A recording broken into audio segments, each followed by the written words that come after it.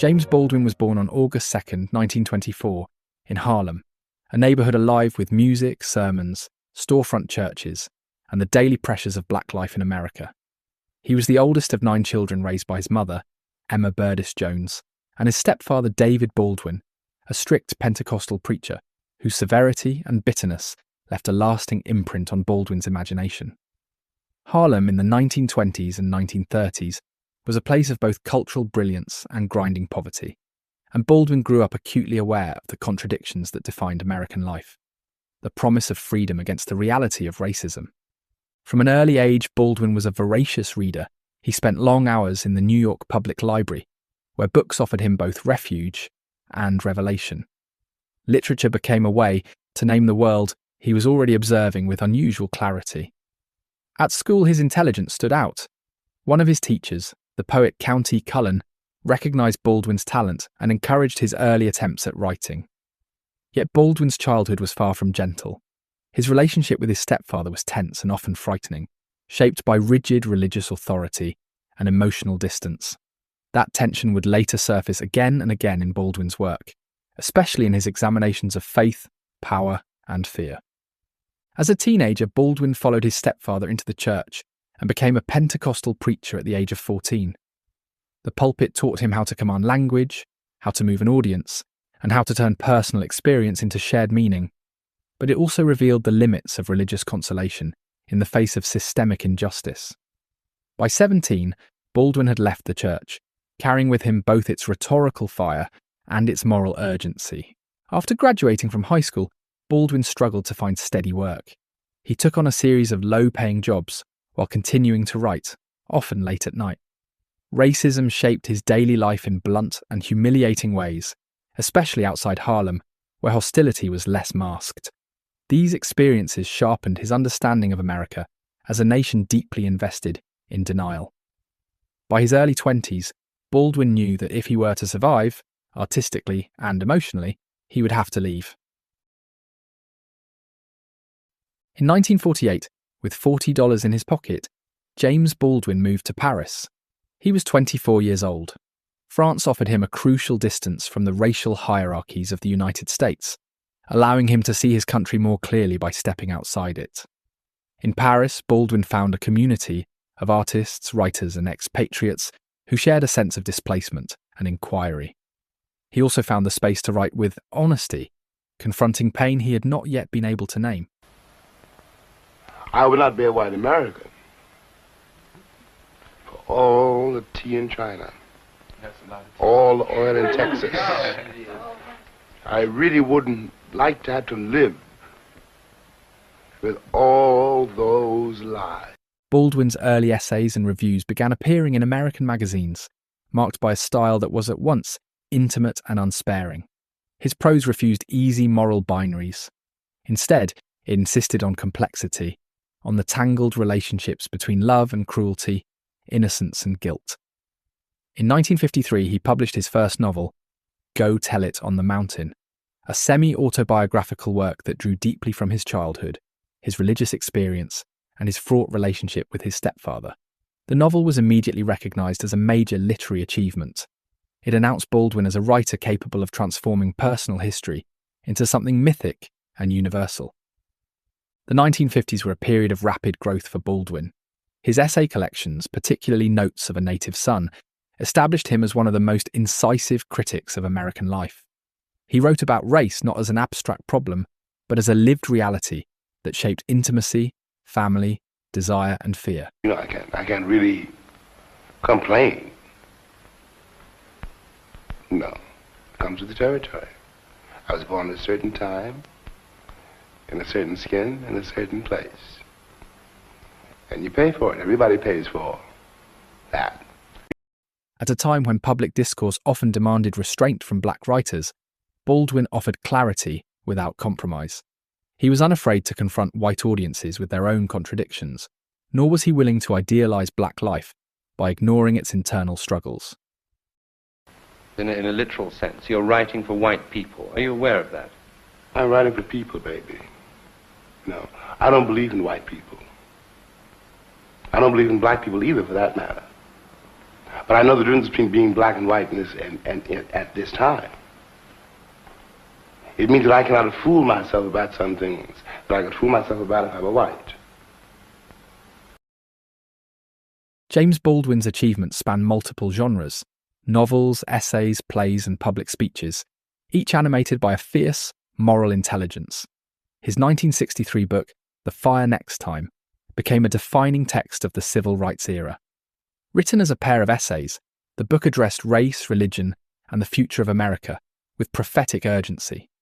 Baldwin warned that the nation's refusal to confront its history of racial violence would lead to catastrophe, not only for black Americans, but for the country as a whole. But in fact, I'm a man like you.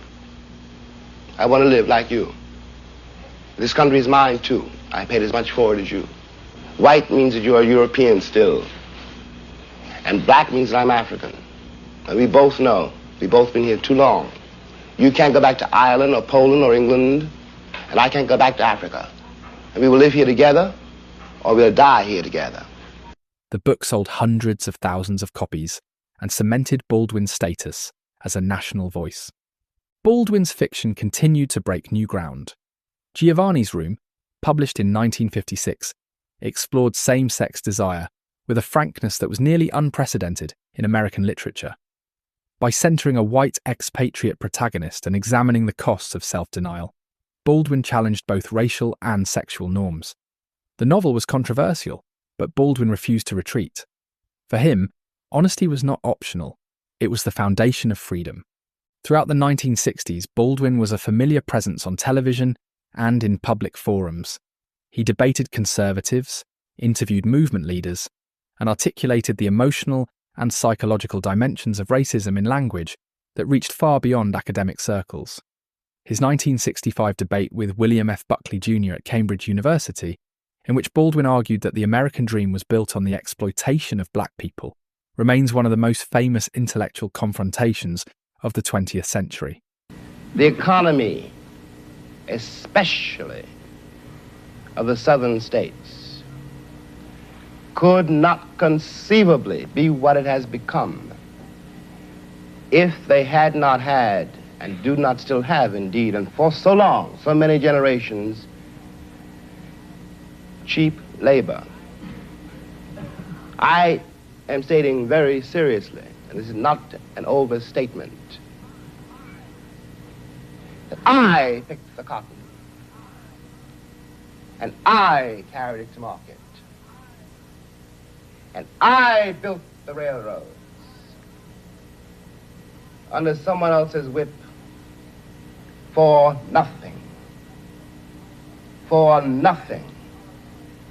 The Southern oligarchy, which has until today so much power in Washington, and therefore some power in the world, was created by my labor and my sweat. Baldwin was also deeply engaged with the artists and activists of his time. He formed close relationships with figures such as Martin Luther King Jr., Malcolm X, and Medgar Evers, even as he remained critical of any approach that reduced human complexity to ideology. The assassinations of these leaders profoundly affected him, deepening his sense of grief and urgency. His later works, including No Name in the Street, reflect a darker, more anguished tone, shaped by loss and disillusionment. I must point out, though, too, that I've been working in the last few years between assassinations. And that doesn't make it any easier either. I mean, they're killing my friends. It's as simple as that. And have been all the years that I've been alive. For no reasons which have any validity. Despite growing fame, Baldwin never positioned himself as a spokesperson in the narrow sense. He insisted that his responsibility was to tell the truth as he saw it, even when that truth was uncomfortable or unpopular. This commitment sometimes placed him at odds with both white liberals and black nationalists. Yet it was precisely this independence that made his work endure. James Baldwin's romantic life was marked by longing, intensity, and contradiction. As a black gay man living through the mid-20th century, love was never separate from danger. Now, when you were starting out as a writer, you were a black, impoverished homosexual. you must have said to yourself, gee, how disadvantaged can I get? Oh, no, I thought I hit the jackpot. Oh, great. It was so outrageous you could not go any further, you know. So you had to find a way to use it. Yet Baldwin pursued it anyway, believing intimacy was one of the few places where truth could survive. In the late 1940s, Baldwin left the United States for Paris, fleeing the racial violence and sexual repression of America. There, he entered one of his most significant relationships, with Lucien Happersberger, a Swiss painter Baldwin met shortly after arriving in France. Their relationship was passionate, but deeply unequal. Baldwin was emotionally invested, while Happersberger remained distant, sometimes cruel. Baldwin later described this love as formative and devastating, shaping his understanding of desire, vulnerability, and abandonment.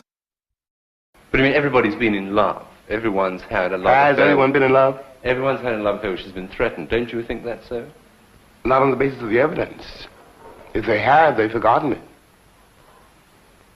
You can't prove it by me that everyone's been in love. That emotional experience became the backbone of Giovanni's Room. Though the novel was not autobiographical, Baldwin admitted it carried the emotional truth of loving someone who could not, or would not, love him back. Writing the book forced Baldwin to confront his own fear of intimacy and the cost of self-denial. Later in life, Baldwin entered a long-term relationship with Joran Kazak, a Turkish-born actor and artist who was more than 20 years his junior. The relationship lasted for years and was marked by both companionship and strain. Baldwin often supported Kazak financially, a pattern that repeated throughout his romantic life. Love, for Baldwin, was frequently entangled with responsibility, power, and imbalance. Baldwin never framed these relationships as failures. Instead, he saw them as evidence of how difficult love becomes in a world structured by racism, homophobia, and fear. He believed that intimacy required courage, not only to desire, but to remain honest when society demanded silence. No, it's about what happens to you if you can't love anybody. It doesn't make any difference whether you can't love a woman, can't love a man, you can't love anybody. You're dangerous. Because you have no way of learning humility. No way of learning that other people suffer. James Baldwin died on December 1st, 1987, in Saint-Paul-de-Vence, France, at the age of 63. But his voice did not fade. In the decades since his death, Baldwin's work has only grown in relevance. His insights into race, power, sexuality, and belonging speak with startling clarity to contemporary struggles. One could say that the Palestinians have been paying for Europe's guilty conscience for 31 years. And one could say that the state of Israel was not created to save the Jews, but to protect Western interests at the gate of the Middle East. He understood that racism was not merely a political problem, but a moral and spiritual one, a failure of imagination and empathy. Baldwin's legacy lies not only in what he said, but in how he said it. His prose carries the cadence of the church, the intimacy of confession, and the rigour of philosophical inquiry. He wrote as someone who loved America enough to tell it the truth. For Baldwin, love was never sentimental. It was demanding. It required accountability, self-examination, and courage. New generations of readers continue to discover Baldwin as a guide through moments of crisis. His insistence that history lives in the present, that denial is a form of violence, and that liberation is bound up with mutual recognition remains profoundly influential. Writers, filmmakers, activists, and scholars draw on his work to articulate visions of justice that do not flatten difference, but honour complexity.